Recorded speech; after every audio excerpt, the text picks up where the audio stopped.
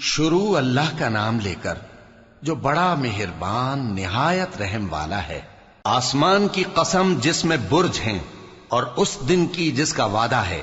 اور حاضر ہونے والے کی اور اس کی جس کے پاس حاضر ہوتے ہیں، کہ خندقوں والے ہلاک کر دیے گئے، یعنی آگ کی خندقیں جس میں ایندھن جھونک رکھا تھا، جبکہ وہ ان کے کناروں پر بیٹھے ہوئے تھے اور جو ظلم وہ اہل ایمان پر کر رہے تھے ان کا نظارہ کر رہے تھے، اور ان کو مومنوں کی یہی بات بری لگتی تھی کہ وہ اللہ پر ایمان لائے تھے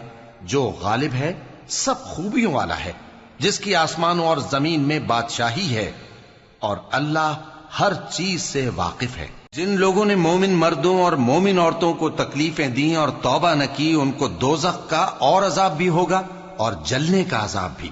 اور جو لوگ ایمان لائے اور نیک کام کرتے رہے ان کے لیے باغات ہیں جن کے نیچے نہریں بہ رہی ہیں، یہی بڑی کامیابی ہے۔ بے شک تمہارے پروردگار کی پکڑ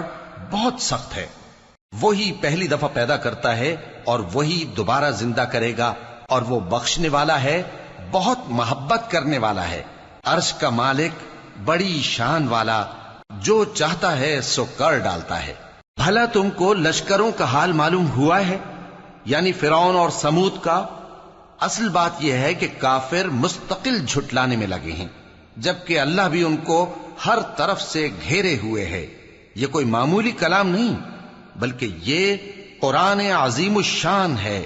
لوح محفوظ میں لکھا ہوا۔